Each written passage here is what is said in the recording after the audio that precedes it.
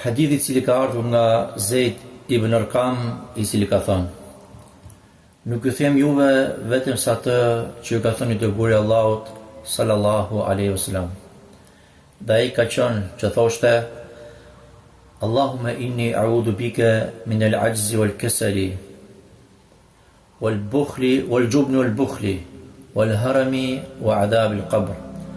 Allahumma ati nafsi taqwaha wa zakkiha anta khayru man zakkaha anta waliyuha wa maulaha. Allahumma inni a'udhu bika min ilmin la yanfa' wa min qalbin la yakhsha wa min nafsin la tashba' wa min da'watin la yustajabu laha. Pra ka thënë pejgamberi sallallahu alaihi wasallam në ta ditë që transmeton Zeid ibn Arqam: O Allahu im, me të vërtet, unë të kërkoj mbrojtje prej pamundësisë dhe përtacisë, prej frikës dhe kopracisë, prej pleqërisë së thellë dhe dënimit të varrit. O Allahu im, jepi vetes time devotshmërinë e saj, dhe pastro atë dhe ti je më i mirë që e pastron atë. Ti je mbrojtësi, kujdestari dhe mbikëqyrësi i saj. O Allahu im, me të vërtet, unë të kërkoj mbrojtje prej deturisë që nuk bën dobi, prej zemrës që nuk ka frikë, prej vetës që nuk ngopet dhe prej lutjes që nuk i përgjigjet pa nuk pranohet. Transmeton Imam Muslim. Pra në këtë hadith shikohet qartë një dua që i dërguari i Allahut sallallahu alaihi wasallam e ka praktikuar. Pra është një nga perlat e duave, pra kjo dua që pejgamberi sallallahu alaihi wasallam ka bërë. Prandaj atij të cilët i është lënduar jeta, janë mbyllur rrugët, pra ndjehet i pafuqishëm dhe dëshiron të ndryshojë gjendjen e tij, atëherë le t'i kthehet Allahut me dua dhe të lëviz për të bërë ndryshim. Në këtë hadith pejgamberi sallallahu alaihi wasallam e fillon pra: O Allahu im, me të vërtetë, unë të kërkoj mbrojtje prej pamundësisë, pafuqisë dhe përtacisë. Pra prej pamundësisë dhe përtacisë. S'ka dyshim që njeriu është krijuar i dobët dhe nuk mund të ecë përpara vetëm se me ndihmën e Allahut. Dhe prandaj i kthehet Allahut, i kërkon mbrojtje Allahut nga pamundësia. Dhe atë që ndihmon Allahu nuk ka kush që e braktis. Dhe atë që Allahu e ka braktisur, pra ka lënë të braktisur, nuk ka kush që e ndihmon. S'ka dyshim që pamundësia është ajo gjë e cila e pengon njeriu të arrijë atë që dëshiron, apo të arrijë një diçka që ai ka shumë për zemër. Njeriu dëshiron të dojë shumë dhe të ketë për zemër shumë gjëra, por se nuk ka fuqi që ti arrijë ato gjëra, pra nuk ka mundësi t'i realizojë. A e kuptoni, o robër të Allahut, se sa e dhimbshme është pamundësia? Dhe nuk ka njeri që nuk e ka këtë sprovë. Pra sa njerëz kanë që duan të arrijnë shumë gjëra dhe nuk arrijnë dot. Pra është një sprovë që çdo kush e ka. Pra sa për robërve të Allahut e vuajnë këtë gjë. Sa gjëra ka që duan t'i arrijnë, po nuk i arrijnë dot. Pse? Sepse nuk kanë fuqi, nuk kanë mundësi, nuk kanë forcë. Edhe nëse ata pretendojnë që kanë fuqi. Pa ka për atyre burrave të vërtet dhe të fuqishëm që përsëri janë të pamundshëm, nuk e gjejnë mundësinë për të arritur gjërat që duan. Jo se ata nuk duan, por se nuk e kanë ato forcë që të arrijnë atë që duan. Prandaj kërkoni për Allahut subhanahu wa taala që të ruaj nga kjo sprovë dhe t'ju jap fuqi dhe forcë për të arritur kërkesat dhe sukseset e juaja, sepse nuk ka ndryshim të gjendjes dhe as fuqi vetëm se me lejen e Allahut subhanahu wa taala. Po ashtu vazhdon hadithi që pejgamberi sallallahu alaihi wasallam kërkon mbrojtje nga Allahu dhe nga përtatësia. Është ajo gjë që personi e ka forcën dhe fuqinë, por se nuk ka dëshirë për të arritur atë, sepse e ka mundur dembelizmi, e ka mundur përtatësia, nga që nuk ka as vullnet dhe as dëshirë. Dhe kjo është një dobësi dhe një sprovë që i ka kapluar shumë njerëz, pra ndembela njerëzit. Janë dy sprova të mëdha që njeriu e pengojnë të ecë përpara. Edhe pse sprova e parë pamundësia është më e vështirë se kjo e dyta që quhet përtatësia, Pra edhe pse e para është më e madhe, është dhe më vështirë, por se kjo nuk duhet ta bëjë robin që të dorëzohet dhe të kthehet mbrapsht. Vëllezër dhe motra besimtare. Besimtari sa do i dobët që të jetë, ai ka mirësi, ka hajër në të. Sikur se ka thënë i dërguari Allahut sallallahu alaihi wasallam, besimtari i fortë është më i dashur tek Allahu se sa besimtari i dobët, por se që tek të dy ka hajër, ka mirësi. Prandaj të gjithë duhet i lutemi Allahut dhe të marrim shkaqet sa të mundemi, dhe s'ka dyshim se suksesi është në dorën e Allahut dhe nuk vjen pra vetëm se prej atij. Edhe nëse ndihesh i pafuqishëm, ndihesh i paaft, të ka kapluar përtatësia, thuaj: "O Allahu im, unë kërkoj mbrojtje prej pamundësisë dhe përtatësisë. Dhe kimi ndim të mirë për Allahun. Betohem në Allahun se ai do të përgjigjet. E nëse nuk të përgjigjet, atëherë kontrolloje veten tënde se çfarë pengon këtë thirrje, këtë dua të fuqishme që nuk po plotësohet." Vazhdon hadithi pejgamberit sallallahu alajhi wasallam, i cili vazhdon kërkon mbrojtje nga Allahu në këto cilësi, në këto gjëra, dhe kërkon mbrojtje nga Allahu dhe prej frikës dhe kopratësisë. Frika dhe kopratësia janë dy cilësi të ulta. Janë dy cilësi të njerëzve që nuk kanë burrëri. Janë dy cilësi që kanë shumë lidhje me njëra tjetrën, sepse njeriu përpiqet duke guxuar me veten e tij dhe duke guxuar me pasurinë e tij. A pranon ti o vëlla musliman dhe ti o motër muslimane që t'jeni frikacak dhe kopratës? Normalisht nuk pranoni. Por se ja që ka për atyre që kanë këto cilësi. Ama kjo nuk do të thotë se nuk është e mundur që këto cilësi të eliminohen. Përkundazi eliminohen, elhamdulillah, ka zgjidhje. Nëse i kërkojmë mbrojtje Allahut që të na ruaj për këtyre dhe marrim shkaqet duke ushtruar tërmërinë dhe bujarinë, pasha Allahun ne do të shpëtojmë për këtyre gjërave. A e dini ju se frika e paralizon njeriu që thotë të vërtetën dhe të mbrojtë të drejtën? A e dini ju, vëllezër o motra muslimane, se frika pengon njeriu që thotë kjo është e mirë dhe kjo është e keqe. Kjo është tauhid dhe kjo është shirk. Kjo është sunet dhe kjo është bidat. Kjo është drejtësi dhe kjo është padrejtësi. Kjo është e vërteta dhe kjo është e pavërteta. Kjo është rruga e Allahut dhe kjo është rruga e shejtanit. Kjo është morale dhe kjo është imorale. Një njeri frikacak nuk është i aftë për veten e tij, e si mund të jetë ai i aftë për të tjerët? Ai nuk është i aftë të mbrojë veten e tij, e si mund të jetë i aftë që të mbrojë shtyprit? Ai nuk është i aftë të përballet me sfidat e jetës së tij, e si mund të përballet me sfidat e të tjerëve? Mos keni frikë nga personat e armiqve, mos keni frikë nga fjalët e sulmet e njerëzve, se nëse ti je me Allahun, dije se nuk ka për të dëmtuar kush, edhe sikur të mblidhen xhinët dhe njerëzit që nga i pari tyre dhe deri tek i fundit i tyre. Por se boj fort, mbështetu tek Allahu dhe thuaj: Hasbunallahu wa ni'mal wakil. Na mjafton Allahu, ai është më i miri kujdestar. Dhe në këtë çështje, në këtë temë që po flasim, nuk është për qëllim këtu, për në këtë hadith, frika e natyrshme që ka vendosur Allahu tek bijtë e Ademit, sepse kanë qenë profetët njerëzit më të goditshëm dhe njerëzit më të zgjedhur nga Allahu dhe përsëri kanë pasur frikë.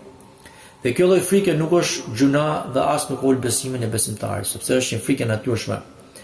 Kurse frika e qortueshme është ajo frikë që buron nga dashuria për jetën e kësaj bote dhe urrejtja e vdekjes. Është ajo frikë që buron nga dobësia e zemrës dhe nga mungesa e guximit për të kryer obligimet në Allahut subhanahu wa taala. Është ajo frikë që vjen nga dobësia e karakterit dhe bllokon poseduesin e saj që të ecë përpara.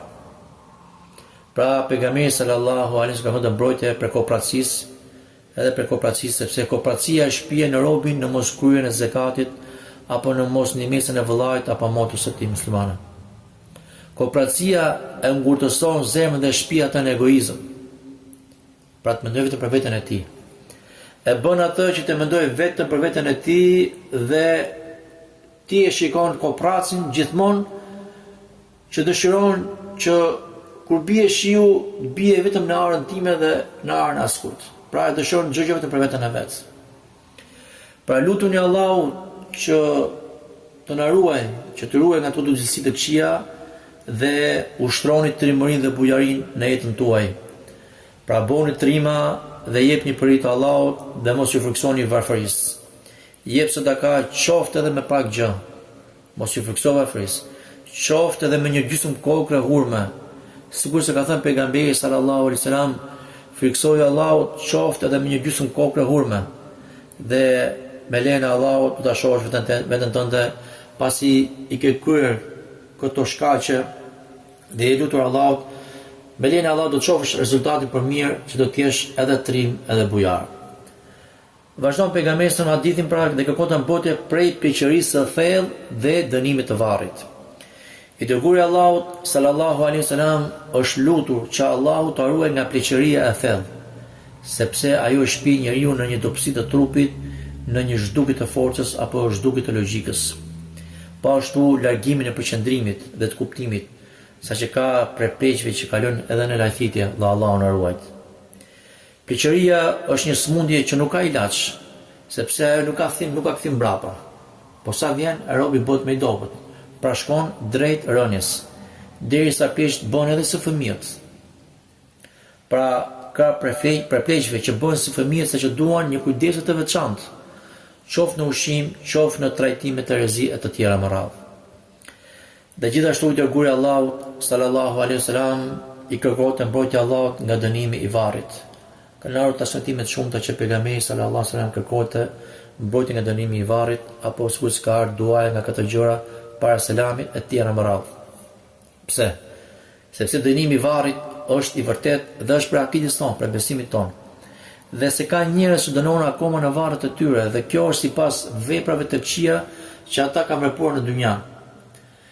Vendqëndrimi i parë në botën tjetër është varri, dhe ai ose do të jetë një kopsht prej kopshteve të xhenetit, ose një grop prej gropave të zjarrit. Prandaj besimtari duhet të kërkojë mbrojtje nga Allahu nga dënimi i varrit, ashtu sikur se kërkoni mbrojtje nga dënimi i zjarrit të xhenemit. Vazhdon këtë dua dhe thot pejgamberi sallallahu alaihi wasallam: O Allahu im, jepi vetes time devotshmërinë e saj.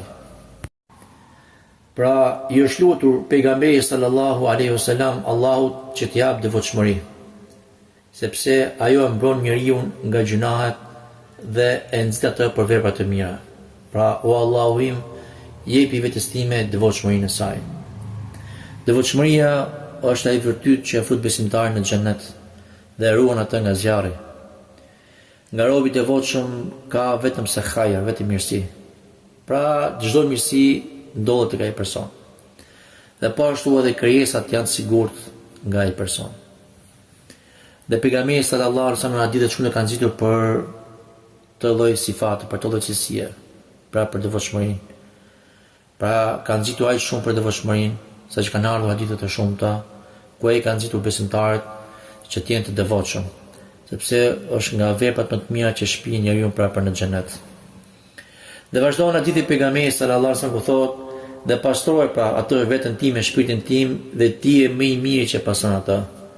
Pra i është lutur Allahut që ta pastroj veten nga çdo gjë e ulët dhe nga moralet e këqija, sepse vetja e njeriu është e prirur nga e keqja, për të bërë keq, dhe nuk shpëton nga kjo gjë vetëm sa ai person të cilin e ka mëshiruar Allahu.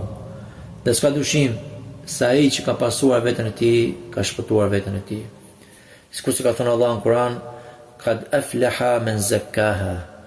Me të vërtet ka shpëtuar ai që e pastroi veten e tij. Kujtja ka mundsuar Allahu që të pastroj veten e tij, atëherë le ta falenderoj për Allahun, sepse kjo është një mirësi që jo çdo kush e ka.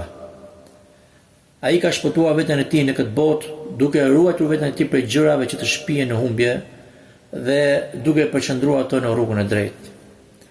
Dhe ka shpëtuar veten e tij në botën tjetër nga dënimi i Allahut, duke qenë në xhenet. Prandaj kush është përpjekur për pastrim, nuk është përpjekur vetëm se për veten e tij, dhe nuk ka pastruar pra vetëm se veten e tij. Dhe nuk ka kush që e pastron këtë shpirt, këtë veten e njeriu, pa këtë krijesë, më mirë se Allahu xhalla shanuhu. Allahu është ai që i pastron ato krijesa në mënyrë më të mirë. Dhe prandaj kur ato shpirtra pastrohen, bëhen të pastra dhe të mira sipas dëshirës dhe urtësisë së Allahut subhanahu wa taala. Dhe vazhdon hadithi pra duaja dhe ti e mbrojtësi pra kujdestari dhe mbikëqyrësi i saj. S'ka dyshim që Allahu është ai i cili kujdeset për robën e tij, e mbikëqyr atë në çdo moment. Nëse nuk do të ishte kujdesja dhe mbikëqyrja e Allahut, atëherë njeriu do të shkatërrohej. Dhe këtu duket qartë dobësia e robit dhe nevoja e tij për Allahun. Dhe se ai nuk ka asnjë forcë dhe kontroll absolut në vetes së tij, përveç se nëse i dorëzohet Allahut totalisht. Sikur që ka thënë Allahu i lartësuar në Kur'an, Allahu waliyul ladhina amanu yukhrijuhum min adh-dhulumati ila an-nur. والذين كفروا أولياؤهم الطاغوت يخرجونهم من النور إلى الظلمات أولئك أصحاب النار هم فيها خالدون. Allahu është mbrojtës i kujdestari atyre të cilëve kanë besuar. Ai i nxjerr ata për errësirave për në dritë. Dhe ata të cilët kanë mohuar, mbrojtësit për kujdestarët e tyre janë tagutët, që i nxjerrin ata prej dritës për në errësira, dhe ata janë banorët e zjarrit, në të janë përgjithmonë.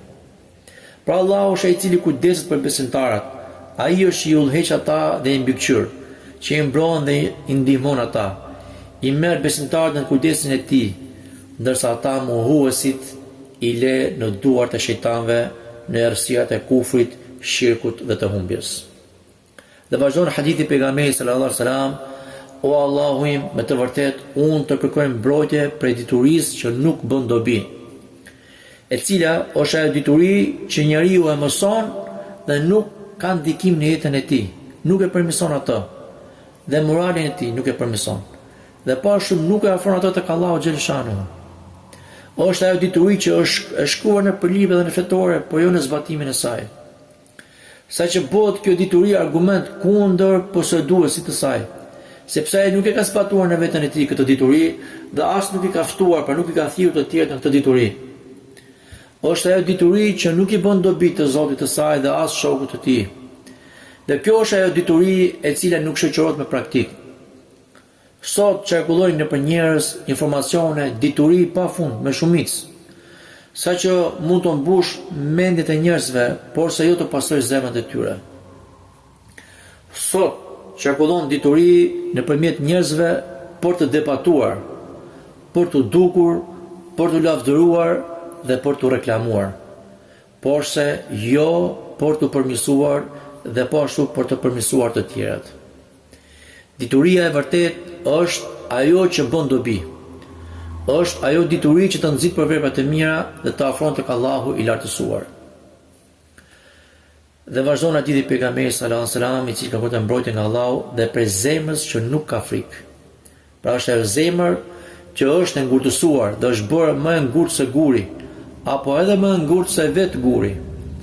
Ka thënë Allahu i lartësuar në Kur'an: ثم قست قلوبكم من بعد ذلك فهي كالحجارة أو أشد قسوة وإن من الحجارة لما يتفجر منه الأنهار وإن منها لما يشقق فيخرج منه الماء وإن منها لما يهبط من خشية الله وما الله بغافل عما تعملون. Pastaj zemrat e juaja u ngurtësuan pas kësaj. Pra ajeti kuranor. Pastaj zemrat e juaja u ngurtësuan pas kësaj, dhe ato u bën si guri apo edhe më të ngurta, dhe ka për atyre gurve që shpërthejnë lumenj, dhe ka për atyre që kur qahen del për atyre ujë, dhe ka për atyre që bien nga lart poshtë për fikës Allahut, por se Allahu nuk është i pakujdesshëm ndaj asaj që ju punoni. Pra mbaron ajeti. Pra ka edhe për atyre gurve që bien nga lart poshtë për frikës Allahut. Pra gur që i frikson Allahut, ndërsa zemrat jo, sepse janë bërë më të ngurta se guri. Pra ka gur që i përulen Allahut dhe zemra që nuk i binden Allahut. Guri, një krijesë e Allahut që shuhet për ngurësinë e tij dhe i nështrohet krijuesit të tij. Ndërsa zemra e njeriu që janë dhënë gjithë të mirat ngurtësohet aq shumë sa që të mos ndjej frikë ndaj Zotit të tij. pra zemra të vdekura që nuk zbuten me përmendjen e Allahut. I dëgjojnë ajetet e Kuranit dhe nuk reagojnë. I dëgjojnë hadithet e pejgamberit sallallahu alaihi wasallam dhe përsëri mbeten të ftohta. Nëse ajo zemër që nuk i bën dobi as Kurani dhe as hadithi i pejgamberit sallallahu alaihi wasallam, atëherë nuk ka për të bërë dobi asgjë tjetër. Ngurësimi i zemrës është dënim shumë i madh dhe mund të ndodhë njeriu në këtë botë.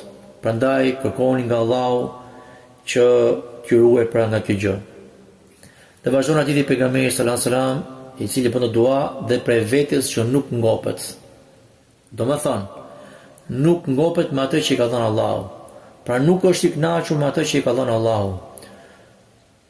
Pra, kush kënaqet me atë risk që i ka dhënë Allahu, atëherë ai nuk ka për të kënaqur kurr. Pra, kush nuk kënaqet me riskun që ka dhënë Allahu, nuk ka për të kënaqur kurr. Edhe sikur ta ketë gjithë dynjan. Kjo cilësi shkatëruese dhe e padobishme e shpihen në robin e humner dhe pengon atë nga bota e tjetër, duke bërë të pangopur për çdo gjë, saqë lakmon gjithçka në jetën e kësaj bote. Dhe s'ka dyshim që ato njerëz janë të mirë në robët e dynjas, u lodhën, u raskapitën dhe kur nuk arritën dynjan, saqë sakrifikuan kohën, sakrifikuan rinin, shëndetin dhe gjithë jetën e tyre dhe në fund nuk e mbushi gojën e tyre vetëm sa dheu. Pra garim në këtë dynja dhe dënim në ahiret.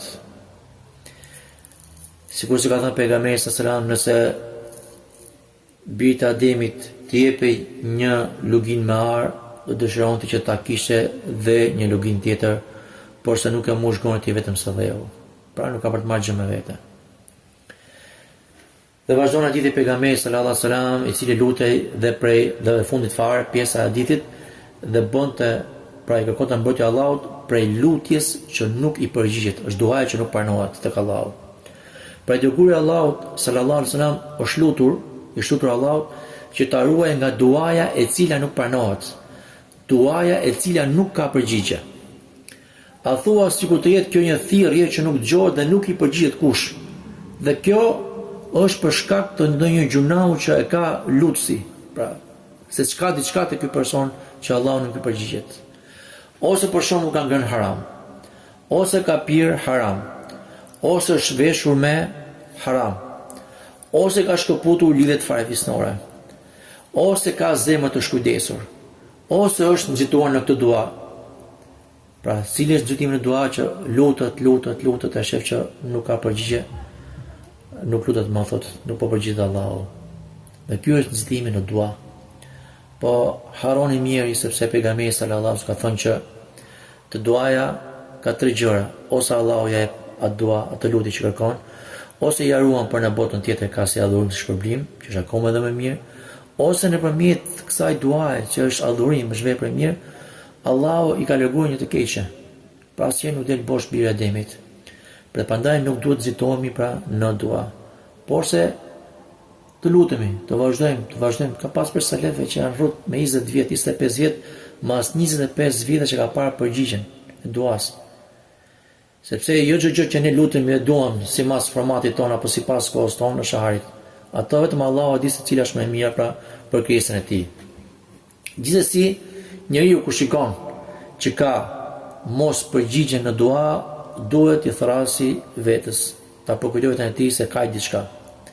Pra, nëse arrin çështja deri aty që të mos pranohet duaja, di se kjo është një sinjal që ti të reflektosh dhe të ndryshosh, sepse duaja nuk kthehet mbrapsht.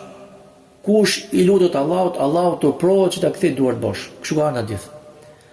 Dhe nuk lejohet, nuk kthehet duaja mbrapsht. Dhe kështu nëse personi ka arritur gjënda që atit nuk i pranon duaja, ai ka humbur armën më të fortë që ka besimtari. Si ka thënë pejgamberi sallallahu alajhi wasallam, ad-du'a silahul mu'min. Pra duaja është arma e besimtarit. Robërt e Allahut, kërkoni mbrojtje nga Allahu prej çdo gjëje që ju dëmton dunjan dhe ahiretin tuaj. Dhe mos u bëni të paaft. Mos u bëni parazit, mos u bëni të paaft. Për tregoni, jepni kurajë vetes dhe ecni përpara. Dhe mos u bëni të paaft, sidomos në dua. Pra, kur njeriu që ka ato mangësitë e veta, që është i paaft në shumë gjëra, po nëse arrin puna që ai bëhet edhe paaft në dua, për që duaja nuk i kërkon asgjë.